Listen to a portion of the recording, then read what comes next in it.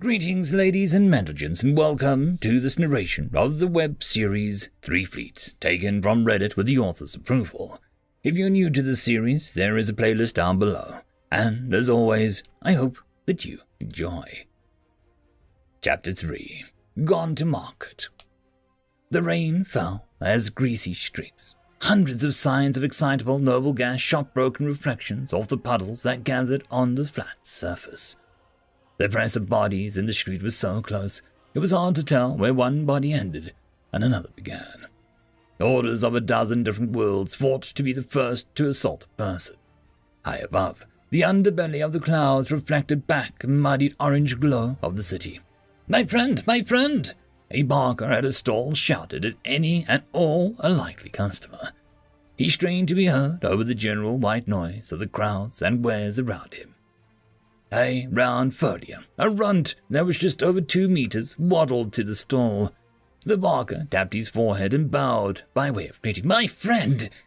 The barker shouted louder than strictly needed as the furrier stood on the front of the stall. We have some rare goods from around the cosmos, any service for any taste.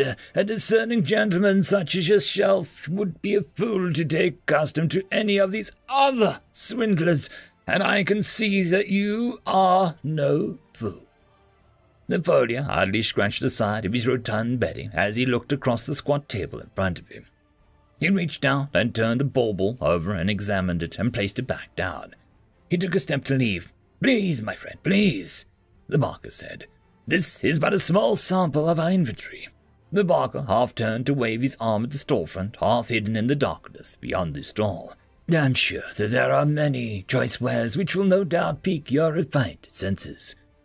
The furrier lazily glanced at the storefront. Please, the barker said, smiling. The furrier nodded once and began navigating his immense girth past the stall and into the storefront. The barker snapped at one of his lackeys and followed the titanic customer into the store. Inside the shop was dark. The air hung heavy with a cloying mustiness. Deeper in the darkness, things moved and shuffled about. The furrier followed the barker deeper into the shop as his eyes adjusted. Shelves crowded close with trinkets, large and small, from across the galaxy. The furrier glanced from one artifact to another, with his gaze resting no more than a moment on each. His ponderous progress never wavered from a steady, stolid ahead, undeterred by the shop's inventory. The barker watched his customer ignore even the most tempting targets. My friend, surely this, the barker said, motioning to a lighted whirling device. It is nothing like you've ever seen before. Its healing rays will bring a refreshment to your soul. The furrier grunted once and continued forward. Ah, yes, I see that you have much more refined tastes. What about the telly and rotor? They say that it warps the flow of the living energies in your body to being harmony and health. The barker called his customer's attention to a dozen more items, most of them rated little more than a gruff sneer. Several of them barely even elicited that much of a response. Near the back, the barker pulled aside a curtain and waved the furrier through. Behind the curtain were stacks of cages, each 2 meters tall with barely enough floor space for the occupants to take 2 steps. The furrier turned to see the barker behind him holding a stubby weapon in one meaty paw. What's your game, friend? The barker said, having thrown aside the cordialness he'd showed on the street. I've never seen a furrier as short as you, and would have just thought that you were just a runt, but no furrier would miss an opportunity to talk my face off. Then followed me back here without a question. No. So why don't you tell me what's really going on? The furrier's hands were spread wide, showing that he had no hostilities. Workers. The barker stared at the bigger man in murky light in the storeroom. Workers? You mean you went through all of this for a few slaves? I don't believe you.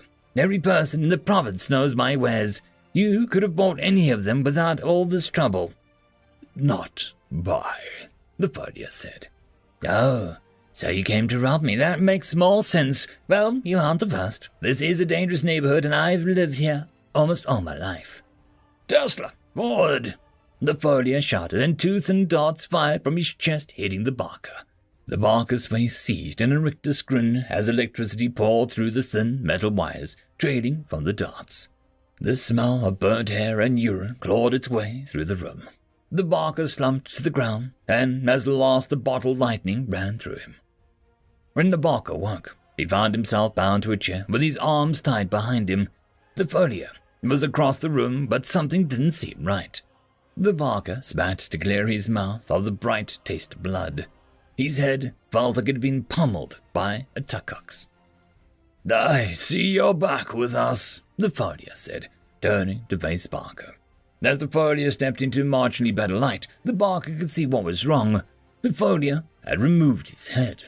Underneath was a different head, round and pale and somewhat vaguely familiar.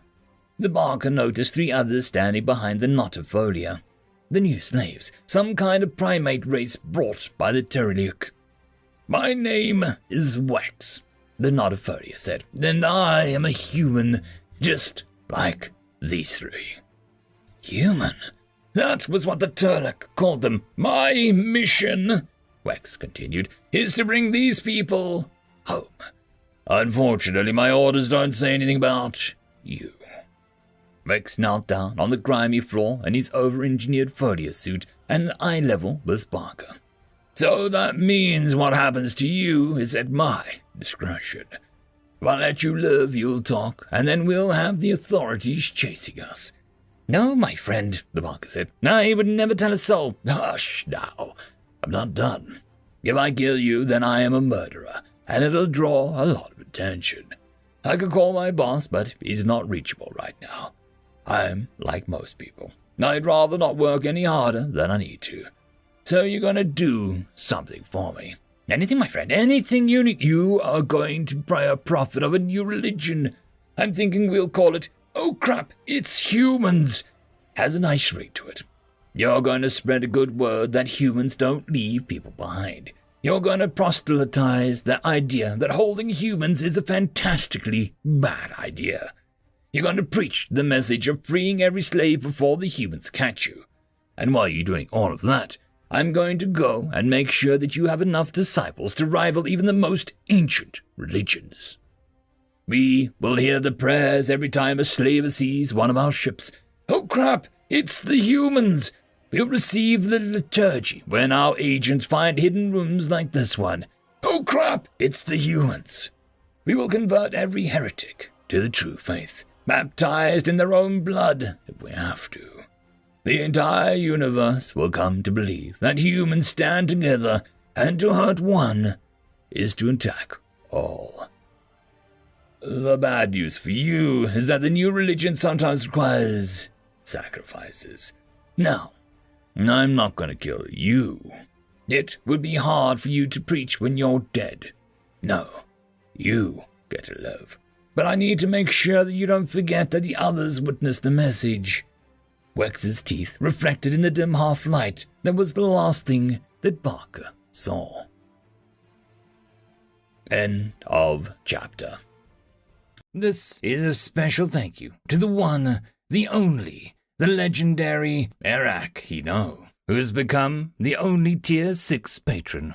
Just a quick shout out to the T5 peeps: Bob the Dragon, Cat Crab Lobster, Data Magnet, Dark Machine, Try Again 95, Fudic Yol, Astrea the Dreamer, Caspar Arnholtz, Cam Maxwell, Athelia, Meridian 117, and Jordan Bucksmorm. Thank you very much. And that, my friends, concludes this video. I hope that you enjoyed. There are links down below, both to support this channel and for the author of this fiction. Anyways, I hope you all have a fantastic one, and I'll see you next time.